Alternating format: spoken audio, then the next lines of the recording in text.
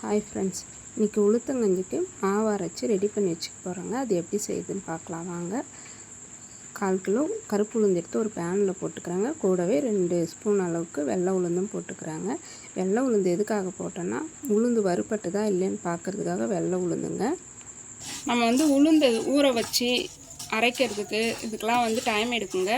நம்ம இந்த உளுந்து எதுக்காக வறுக்கிறோன்னா, உளுந்தை வறுத்து ஒரு பாதாம் முந்திரி எல்லாம் போட்டு நம்ம பவுட்ராக்கி வச்சுக்கணும்.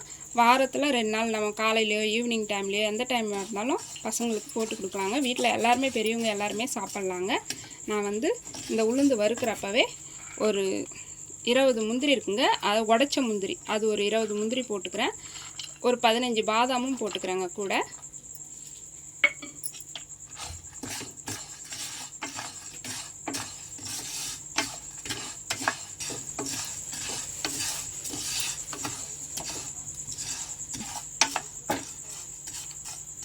உளுந்து எல்லாமே வறுந்துடுச்சுங்க. உளுந்து பாதாம் பயிறு முந்திரி எல்லாம் வறுந்துடுது. இப்போ நம்ம எடுத்து போட்டு நம்ம அரைச்சின்னு வந்துடலாம்.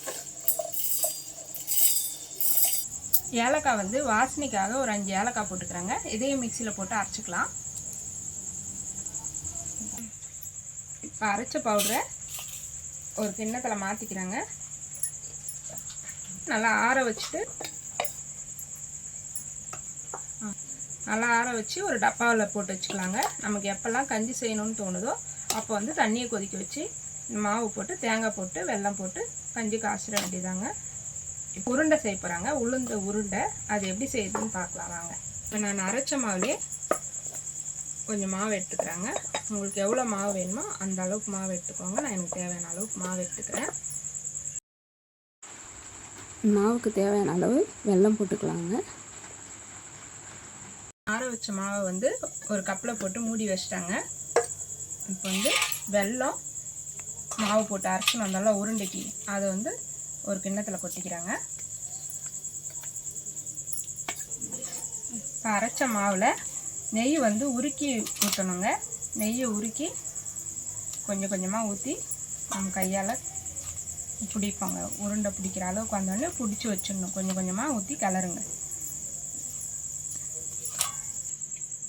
நெய்யெல்லாம் உருக்கின நெய்யெல்லாம் ஊற்றி கிளறிட்டுங்க. இது மாதிரி சின்ன சின்ன உருண்டையாக பிடிச்சி ஒரு கப்பில் வச்சுக்கலாங்க. கப்பில் வச்சுக்கலாங்க. ஸ்கூல் விட்டு வர பசங்களுக்கு நம்ம டெய்லியும் இந்த உருண்டை கொடுத்தா உடம்புக்கு நல்லதுங்க. பண்ணி வச்சுக்கோங்க. இது ஒரு 3 நாள் கூட வச்சுருக்கலாங்க. ஒன்றுமே ஆகாது. இது கெட்டுலாம் போகாதுங்க. அப்படியே வச்சுருக்கலாம். 3 நாள் கூட வச்சுருந்து டெய்லி ஒரு உருண்டை சாப்பிட்டாலே போதும். பசங்களுக்கு கொடுங்க. நீங்களும் பெரியவங்களும் சாப்பிட்லாம், பசங்களும் சாப்பிட்லாம்.